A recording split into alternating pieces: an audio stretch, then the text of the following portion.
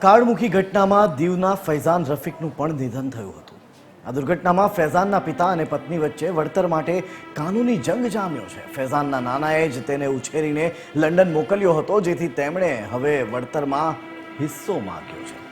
Airlines અને ટાટા ગ્રુપે તમામ વળતર પત્નીના ખાતામાં જમા કરી દેતા સસરાએ કાનૂની નોટિસ ફટકારી છે। બીજી તરફ રાજ્ય સરકાર તરફથી મળેલ 2 લાખનું વળતર પિતા રફીકભાઈએ મેળવ્યું છે। હાલ બંને પરિવાર વચ્ચે વળતર માટે સુલેહ ન થતા મામલો ગરમાયો છે।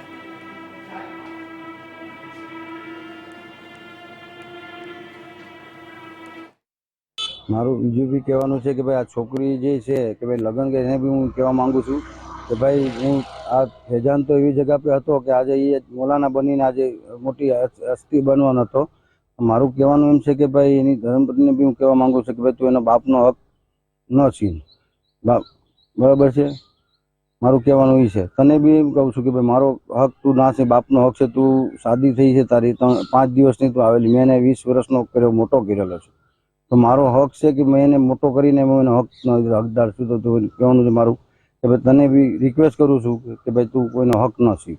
એ લોકોએ મને એક ધાક ધમકી ભરી નોટિસ મોકલાવતા મેં એ નોટિસને વાંચીને હું ખુદ એવું અનુભવું છું કે ના, આ વસ્તુ પોસિબલ નથી। એટલે સત્ય હંમેશા સામે આવશે, એ વસ્તુ હકીકત છે।